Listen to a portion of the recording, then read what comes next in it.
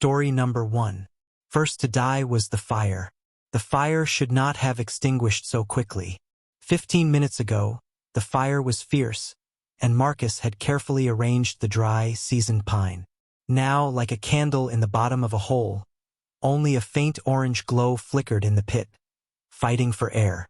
Tanya muttered, "Weird," as her breath caught in the chill. With their torches barely penetrating the dense darkness of the forest, Marcus, Tanya, Devin, and Jody stood in a loose circle around the dying campfire. The trees did not ruffle in the breeze. No breeze was blowing. Even the typical hum of insects at night was absent. Just the faint crackle of the embers and silence. Jody rubbed her arms through her hoodie and mumbled, "I swear it was not this chilly 5 minutes ago." Devin's voice lacked the customary assurance, yet he stated, "It is the elevation. After dusk, mountain air lowers quickly." Marcus knelt down to jab a stick into the coals. Hardly did they flame. "This fire did not just go out," he remarked. "We were in there for at least an additional hour. Perhaps something moist was thrown in?" Tanya said that nobody had touched it. "We all sat down to eat, so no." Jody turned abruptly toward the edge of the trees. "Have any of you heard that?" Everybody froze. The woods echoed with a dry, crisp snap that sounded like someone stepping on a twig. Closer, another snap. Marcus tossed the stick aside and slowly stood up. "It is most likely a raccoon." "No," Tanya answered in a strained voice. "It was not a small animal." Snap. This time it was obvious. An intentional action. Devin pointed his torch in the direction of the noise. Between two trees, the beam extended into the darkness. "Nothing. Is there anyone else out here?" He extended an offer. "And another camping group? Who the devil would trek this far into a forest and traverse it without any light?" Jody lost her temper. Crunch. Snap. The rustle of leaves as they shift under pressure. Now closer. Tanya took the survival whistle she always carried out of her rucksack. She threatened, "If we do not see somebody in 5 seconds, I am blowing this thing. After that, we depart." Marcus gave a nod. Devin gently rotated in a circle while his torch trembled a little. "If you are trying to trick us." Beyond the light, something moved. A shadow. Not a beast. An individual. However, there was no sound of escaping footsteps.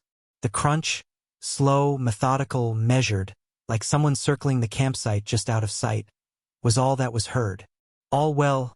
Forget about this." The whistle was brought to Tanya's lips. The sound ceased just before she blew.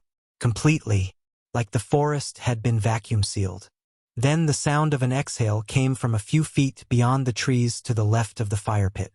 One breathy, moist, lengthy sigh. Devin swiveled his torch toward it. His hand shook. The light caught something between the trees for a second. No more. A drab, pallid face without eyes. Just sockets that are vacant. As if it had never closed before, its mouth hung wide. Then it was. Devin dropped the torch and staggered back, the beam trembling uncontrollably. Have you noticed?"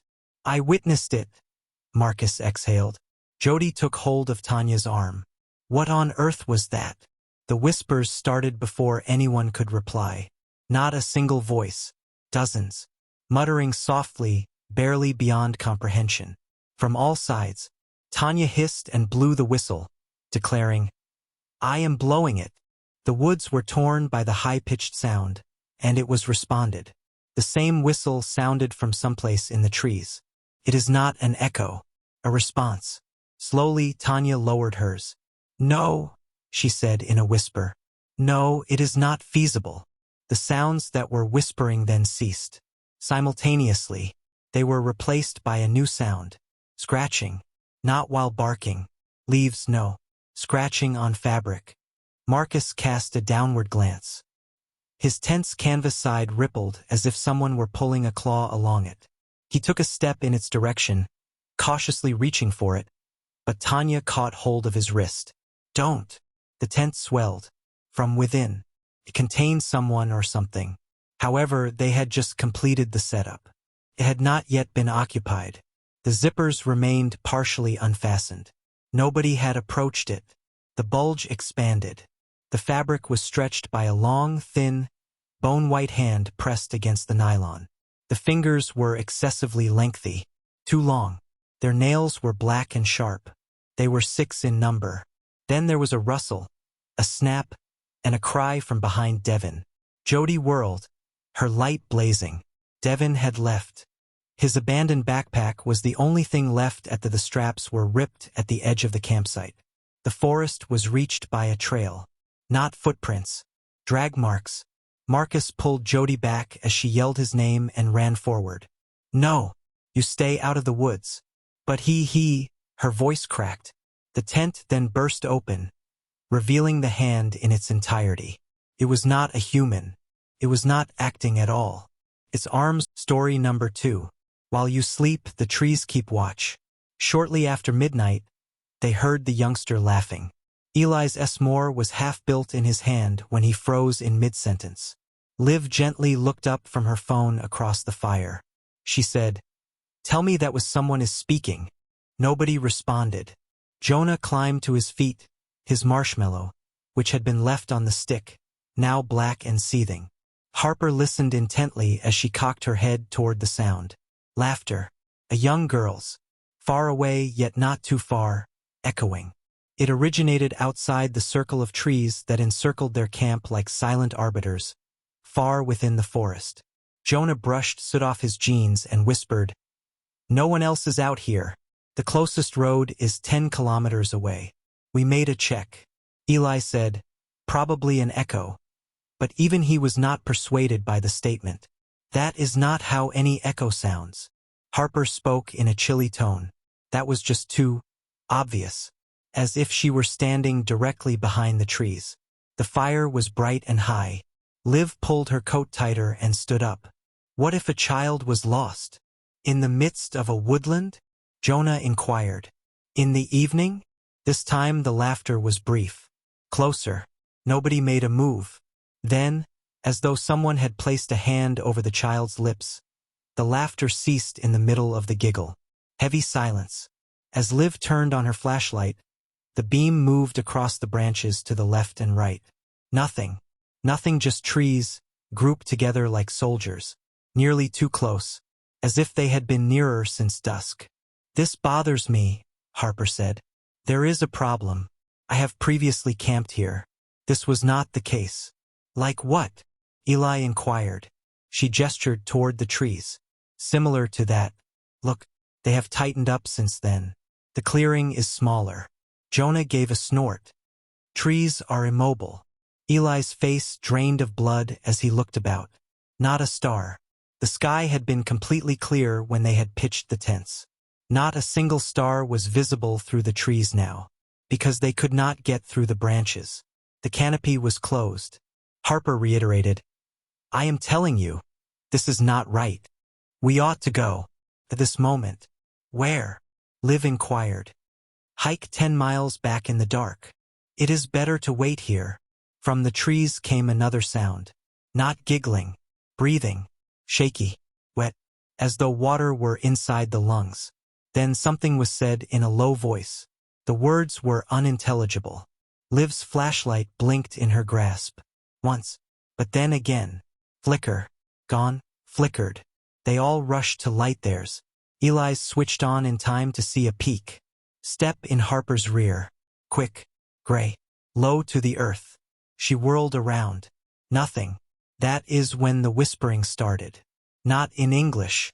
They did not speak any language. However, it communicated through them. As if it did not have ears. As if talking into the marrow and touching bone. Eli's head jerked upward. He had a bleeding nose. Liv took hold of his arm. "You are bleeding." He dabbed at it and murmured, "I do not feel anything. It only got begun. I was completely unaware." Harper moved away from the edge of the trees. "I would like to leave. Now I want to leave." Then, right behind her tent, the giggling resumed. Everyone. There was nothing. Only the half-zipped flap. Then one finger protruded from the opening. The finger of a child. Thin. Pale. It beckoned, curling inward. Jonah let his flashlight fall. Go, go, go! Harper pushed at the others and screamed. They ran to the ring of fire. Jonah made a makeshift torch by grabbing one of the logs and forcing it into the flames until it caught. He raised it in the direction of the tent. Empty. Not a finger. Do not laugh. The tent's interior, however, was different. Drawings were placed along the nylon walls in place of backpacks and sleeping bags. Crayon drawings of the 4 of them. Stick figures. Under each, their names are written in awkward block letters. And another shape beside each of them. Taller. Without a face and with long arms. His hand was clutched by a youngster. Who was responsible for those? Liv stepped back and asked. Nobody, Jonah said. Transfixed. Eli walked nearer the tent. They are out of date. What? Harper gave a hiss. He gestured. Dates are shown in the corner of the illustrations. 2 days after today was the date for each. With her breath catching in the cold, Liv turned to face the trees. She remarked, Story number 3. Avoid focusing on the details. That night, there was not a single gust of wind. There was no rustling of the leaves. The river, which was only 50 yards away from their tents, had also become quiet, as though it was listening. Looking around at the others, Colin zipped up his jacket and leaned back against the log. His cousin Shay was using a metal skewer to absently poke at the flames as she was halfway through her second beer. Luis was attempting to take some long-exposure pictures of the treeline while mounting his camera on a tripod. Riley, who was normally the quiet one, sat with her hood up, looking about at the forest's dark shapes. At last, Riley remarked, This place is bizarre. Shay gave a snort. It is merely a forest.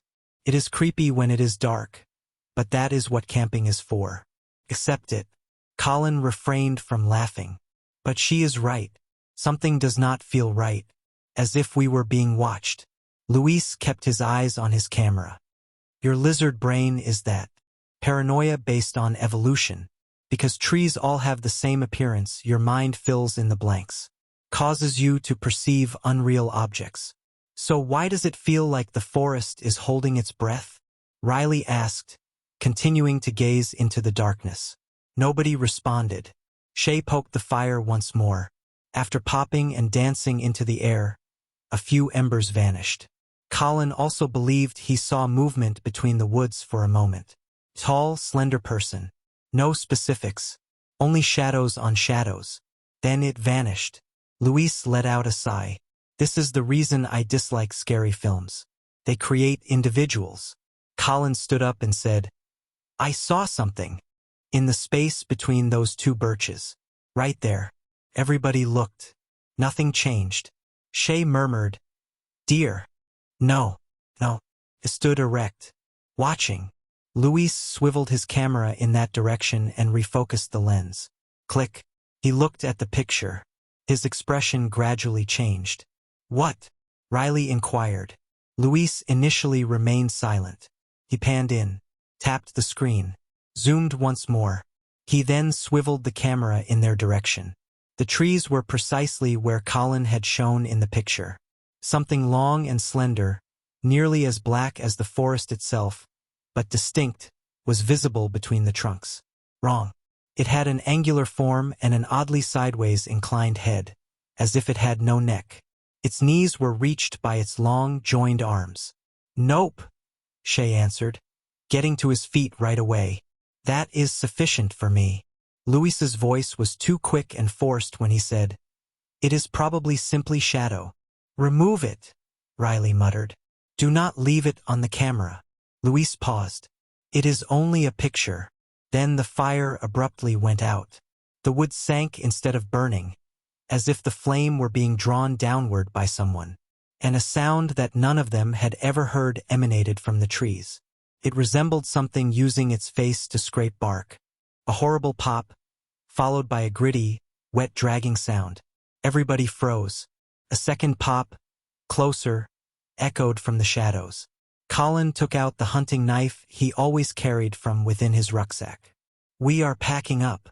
We are heading out. Now. The trail is dark, Shay remarked. We'll shatter our necks. It is better than remaining here. One more pop. Then there was a clicking sound. Quick, like an insect. They pivoted. Two silhouettes were scuttling out of the trees just past the camera tripod. They were not moving. Tall and thin, with limbs that were too long and bent in inappropriate places, they slithered. They moved as if they were boneless. After fumbling with the flashlight, Luis switched it on and took aim. One of the objects was struck by the beam, revealing its face. It was featureless. The skin had ripped from cheek to cheek, leaving only a broad, ragged mouth. No eyes, no nose, not a hair. A flat skull with skin squeezed overly tight. However, when the light struck the mouth, it grinned. Then it shrieked as it opened wide. There was no sound, but all four of them heard it in their minds. Colin fell to his knees and gripped his ears. Luis's nose oozed blood. Riley let out a cry and stumbled backward. Shay started to run and disappeared among the trees. "Shay!" Colin yelled. No response. Just the pop-pop-click-click of approaching objects. "Turn on the lights!" Riley let out a scream. Luis attempted to aim once again, but the flashlight died after flickering. The clouds obscured the moon. The campsite turned dark. They took off running. Their faces were whipped by branches, and their feet were hooked by invisible roots. Riley stumbled. Colin's heart pounded as he pulled her back up. Luis yelled, somewhere up ahead. Then there was quiet. Total. They halted. Colin turned around. Not a fire. No tents. Not a light. It was a whole other forest. Additionally, between something waited among the trees, too far away to run. The lowest branches were scratched by its skull. The leaves were drawn in by its arms. It was soundless, faceless, and nameless. It gestured at them with a single, long finger, and every tree behind it also turned to look.